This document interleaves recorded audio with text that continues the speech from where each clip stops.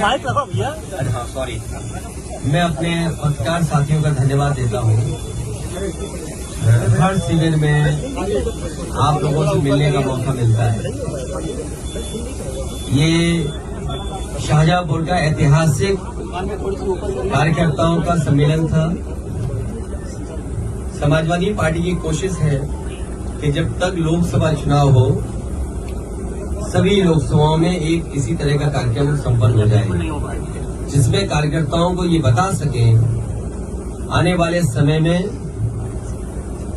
भविष्य में उन्हें किन चुनौतियों का सामना करना पड़ेगा, किन साजिशों का मुकाबला करना पड़ेगा, और जिस तरीके से भारतीय जनता पार्टी सरकारी मशीनरी का दुरुपयोग करती है, प्रोपेगेंडा का जबरदस्त बॉम्बार्डिंग करती है और झूठ को इतना फैलाती है कि जनता कई बार स्वीकार करने लगती है कि यही सच है।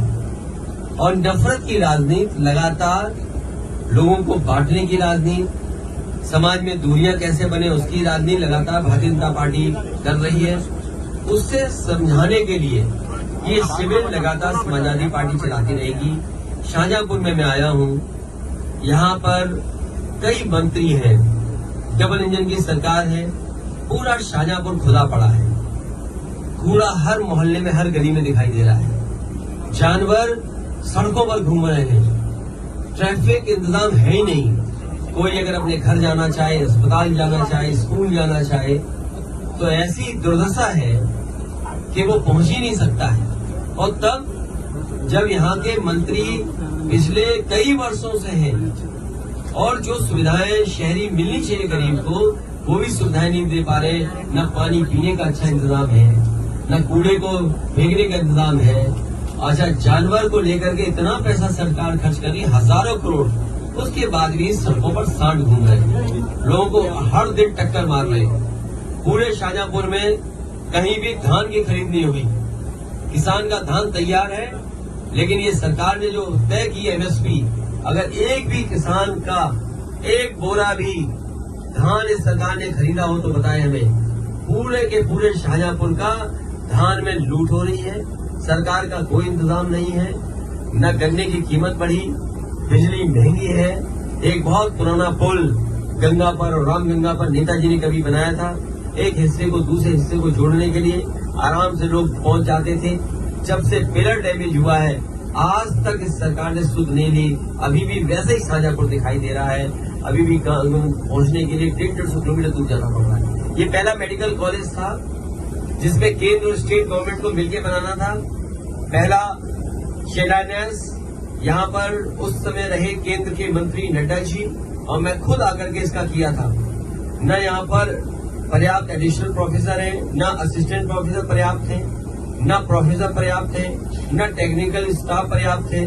जो मशीनें हैं वो चल नहीं रही, मशीनों को चलाने के लिए स्टाफ नहीं है, और मरीजों को जो दवाई और इलाज मिलना चाहिए वो भी मेडिकल कॉलेज नहीं दे पा रहा है। जब पहले मेडिकल कॉलेज की यह हालत है तो सोचो उत्तर प्रदेश में तमाम मेडिकल कॉलेजों में क्या हालत होगी। पुलिस के दम पे ये सरकार चला रहे, अन्याय कर रहे हैं, लूट रहे हैं लोग। इसलिए इस शिविरों में कार्यकर्ताओं को हम लोग जागरूक कर रहे हैं। सर आप इंडिया गठबंधन, अब मुझे पता लगा मध्य प्रदेश के बाद भारत के चुनाव के लिए है, इंडिया के चुनाव के लिए है, देश के चुनाव के लिए है। तो देश का चुनाव आएगा तब बात की जाएगी। सर क्या और जिसको सीट चाहिए होगी या जिसपे बातचीत होगी वो अलग प्लेटफॉर्म है। तो लेकिन ये सवाल ये है, क्रेडिबिलिटी का है कि अगर कांग्रेस इसी तरह का व्यवहार करेगी तो कौन उनके साथ खड़ा होगा। इसलिए मैं कोई राय सुझाव नहीं दे रहा हूं कांग्रेस पार्टी, लेकिन देश के सामने बड़ी चुनौती है। बीजेपी बड़ी पार्टी है, बीजेपी बहुत ऑर्गेनाइज्ड दल है, इसलिए उसके मुकाबले के लिए कोई भी कंफ्यूजन किसी दल के अंदर नहीं होना चाहिए। अगर कंफ्यूजन के साथ आप चुनाव लड़ोगे बीजेपी से तो आप कामयाब नहीं होगे। बना लिया जो पीडीए की जरूरत पड़ गई सर। मेरे साथी पीडीए पहले बना, इंडिया बाद में बना, और उसके बाद मैंने कई मौकों पर कहा कि इंडिया गठबंधन जरूर है लेकिन हमारी स्ट्रेटेजी पीडीए है और पीडीए ही एनडीए को हराएगा। जहां तक सवाल प्रदेश में जहां चुनाव हो रहे हैं, ये बात इंडिया गठबंधन को साफ कर देनी चाहिए थी कि प्रदेश स्तर पर कोई समझौता नहीं होगा। मुझे लगा जब मध्य प्रदेश के नेता ने और उनके जो पूर्व मुख्यमंत्री रहे, उन्होंने हमसे जब बात की और कहा कि आप किन सीटों को चाहते हैं, तो मैंने उत्तर प्रदेश में या मध्य प्रदेश में जो समाजवादी पार्टी की परफॉर्मेंस थी समय समय के चुनाव में, वो पूरी परफॉर्म भेज दी।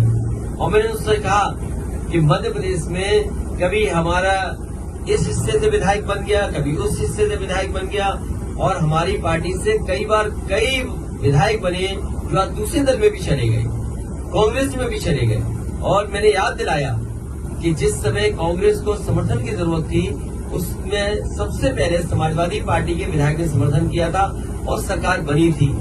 हम बीजेपी के खिलाफ हैं, और जिस समय भी कांग्रेस के नेताओं से बात हुई, उस समय मैंने कहा कि हम बीजेपी को हराना चाहते हैं, जो हमसे सहयोग लेना चाहो ले लो। और उस समय उन्होंने बैठक करके रात में 1 बजे बैठ करके, जिसमें हमारी पार्टी के एमएलसी रहे श्याम सुंदर जी, विधायक रहे दीपक, हमारे प्रदेश के अध्यक्ष, पार्टी के संगठन के डॉक्टर मनोज, इन लोगों ने बैठ करके कांग्रेस के वरिष्ठ नेता दोनों पूर्व मुख्यमंत्रियों से बात की।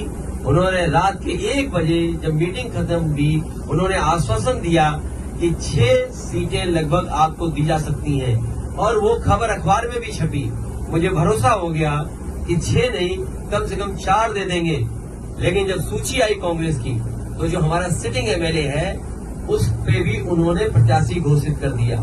इसलिए मजबूरी में समाजवादियों को अपने जहां मजबूत क्षेत्र है, वहां पर कार्यकर्ताओं की भावना को समझते हुए हमें लड़ाना पड़ रहा है। मैं ये भरोसा दिलाता हूं कि समाजवादी पार्टी उन्हीं सीटों पे लड़ेगी जहां पार्टी का संगठन है, या संगठन उनको कहेगा हम बीजेपी को हराना चाहते हैं, उस लक्ष्य में हम लोग आगे बढ़ेंगे। और जहां तक सवाल है एक कांग्रेस नेता के बारे में, आजमगढ़ का रिश्ता समाजवादियों से बहुत गहरा है।